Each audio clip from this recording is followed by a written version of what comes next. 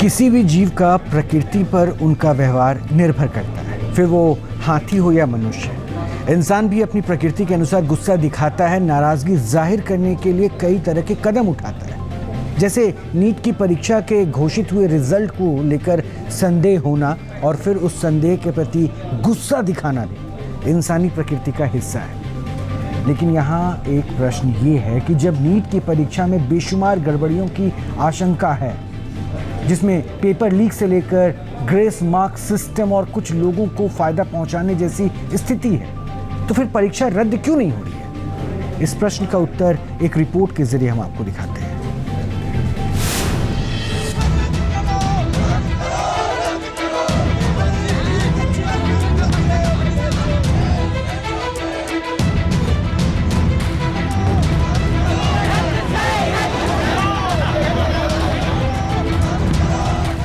NEET exam पर सवाल रद्द करने का नहीं है ख्याल। नीट यूजी एग्जाम में पेपर लीक से लेकर परीक्षा सेंटर में सेटिंग और रिजल्ट में गड़बड़ी की तमाम आशंकाओं के बीच देश में हंगामा जारी है। प्रदर्शन कर रहे छात्रों का मानना है कि नीट 2024 के एग्जाम को रद्द करके नए सिरे से परीक्षा ली जानी चाहिए। इस संबंध में सुप्रीम कोर्ट में तमाम याचिकाएं लगाई गईं, जिसमें सुप्रीम कोर्ट ने पेपर लीक की आशंका और परीक्षा के रद्द करने पर सुनवाई की तारीख जुलाई महीने में रखी है। अलबत्ता परिणामों में जिस तरह की गड़बड़ी सामने आई है, उसे देखते हुए सुप्रीम कोर्ट ने ग्रेस मार्क्स प्राप्त अभ्यर्थियों के लिए फिर से परीक्षा आयोजित कराने के आदेश दिए। उधर पेपर लीक कांड में कार्रवाई आगे बढ़ी, गिरफ्तारियों पर गिरफ्तारियां जारी हैं, लेकिन सरकार ने अब तक परीक्षा रद्द करने का फैसला नहीं दिया। इसलिए प्रश्न उठ रहे हैं कि नीट यूजी परीक्षा रद्द करने का फैसला क्यों नहीं हो रहा है? क्या विवादों में घिरी परीक्षा एनटीए की कार्यशैली पर प्रश्न बनकर ही रह जाएगी? और क्या नीट यूजी की परीक्षा सरकार के एक्शन पर सवालिया निशान नहीं लगाएगी?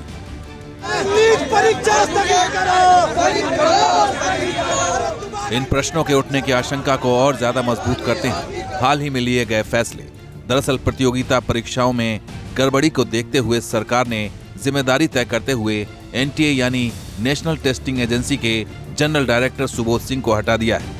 इसके अलावा एनटीए के कामकाज की समीक्षा करने के लिए और सुधारों की सिफारिश के लिए 7 सदस्यीय एक पैनल भी बना दिया है। वहीं गड़बड़ी को लेकर केस सीबीआई के सुपुर्द भी कर दिया गया है, लेकिन परीक्षा रद्द करने से सरकार ने इनकार कर दिया है, वो भी तब जब नीट पीजी प्रवेश परीक्षा को रद्द कर दिया गया है। इसके ठीक पहले CSIR UGC नेट की परीक्षा भी स्थगित कर दी गई है।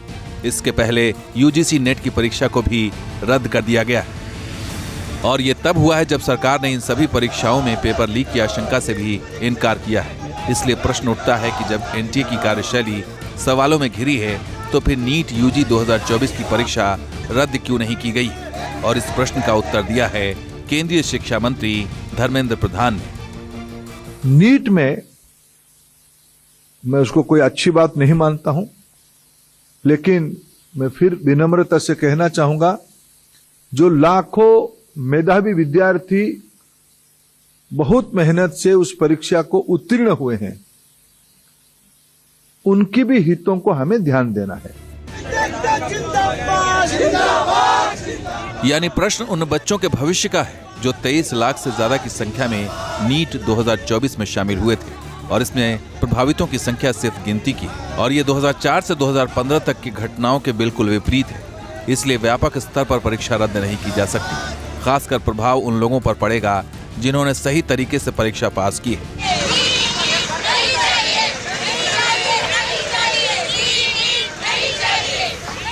इसके अलावा व्यापक रूप से परीक्षा रद्द करने का फैसला अभी सुप्रीम कोर्ट की सुनवाई और फैसले पर निर्भर है। यानी कुछ कानूनी बाध्यताएं बताई जा रही हैं, लेकिन ऐसा नहीं है कि सरकार कोई फैसला नहीं ले सकती, वो भी तब जब सिस्टम सवालों में घिरा है। यही वजह है कि सिस्टम में सुधार के लिए सरकार ने 21 जून को नया कानून लागू कर दिया है। ये नया कानून पेपर लीक और नकल रोकने के लिए फरवरी में पारित हो चुका था। इस कानून के तहत आंसर शीट से छेड़छाड़ के दोषी के लिए सजा का प्रावधान है। दोषी को कम से कम 3 वर्ष की जेल और 10 लाख रुपए के जुर्माने की सजा है। इसके अलावा इस कानून के तहत अपराध संज्ञेय और गैर जमानती है, यानी दोषियों को कानून के तहत सजा होगी, लेकिन नीट यूजी की परीक्षा रद्द नहीं होगी। इसलिए ये मुद्दा अब विपक्ष के लिए सबसे बड़ा मुद्दा बन गया है और सरकार का घेराव इसी मुद्दे पर किया जा रहा है। नीट पेपर लीक हुआ, उसको एक्नॉलेज नहीं किया। सीबीआई इंक्वायरी की जब हमारी मांग थी उसको ठुकरा दिया गया। कल रात को आकर वो सीबीआई इंक्वायरी के लिए हाँ कर देते हैं। एनटीए के जो चेयरमैन हैं उनको ट्रांसफर कर देते हैं। फिर नीट का जो पीजी एग्जाम होना था उसको कैंसिल कर रहे हैं। अब बिहार पुलिस के माध्यम से पता चला है कि ये पूरा इंटरस्टेट रैकेट था। देखिए, स्कैम तो हुआ है, स्कैम पता नहीं कितने और स्कैम आएंगे सामने। मैं समझता हूँ ये बहुत ही बड़ा सख्त जुल्म है उन बच्चों पे, बेहद जुल्म है जिन्हें क्वालिफाई किया, और क्वालिफाई किया पढ़कर, कोई अखबार पेपर खरीदा नहीं। आज उनको फिर से इस मुसीबत पर डालना पड़ेगा। लाखों लोग बच्चे नाश हो गए, माँ बाप मेहनत उनके पैसे सर्वनाश हो गए, तो और ना आगे जा सक रहे ना पीछे हट सक रहे, तो क्या करें इन बच्चों को। तो आवाज़ तो यहाँ उठाने के लिए तो हमें चुने गए हैं, हम आए हैं सांसद में आम जनता का आवाज़ सुनाने। नई सरकार को विपक्ष ने पहले ही दिन अपने तेवर दिखाने की कोशिश की और इस तेवर में नीट पहला मुद्दा है। हालांकि परीक्षा को रद्द करने या न करने को लेकर सुप्रीम कोर्ट के फैसले का इंतजार किया जा सकता है, लेकिन विपक्ष ने इस मुद्दे पर सरकार के घेराव का पूरा प्लान बना लिया है और इस प्लान की वजह है नीट यूजी की परीक्षा में पारदर्शिता का अभाव। लेकिन प्रश्न ये भी है कि नीट यूजी की परीक्षा रद्द हुई तो असर क्या पड़ेगा। पहला असर उन अभ्यर्थियों पर पड़ेगा जिन्होंने ईमानदारी से परीक्षा पास की है। वहीं परीक्षा रद्द करने के बाद नए सिरे से एग्जाम की व्यवस्था करनी होगी। हालांकि एग्जामिनेशन सेंटर्स के लिए भी फिर से तैयारी करनी होगी, यानी एग्जाम रद्द होने से परीक्षा आयोजक एजेंसी का खर्च बढ़ जाएगा। हालांकि परीक्षा अगर रद्द होती है तो सरकार और एजेंसी के पास एक विकल्प ये जरूर होगा कि नए सिरे से फॉर्म भरने की जरूरत नहीं होगी। नीट यूजी के लिए भरे गए आवेदन को ही मान्य किया जा सकता है। परीक्षा सेंटर्स को लेकर व्यवस्था भी करने की जरूरत नहीं होगी। सिर्फ प्रश्न बनाने, OMR शीट को लेकर पारदर्शिता बरतने की जरूरत होगी। हालांकि इसमें भी खर्च होगा, लेकिन नीट यूजी की परीक्षा में पारदर्शिता पर उठ रहे प्रश्न हमेशा के लिए खत्म हो जाएंगे, पर ऐसा हो नहीं रहा है। और क्यों नहीं हो रहा है, इसे भी जान लीजिए।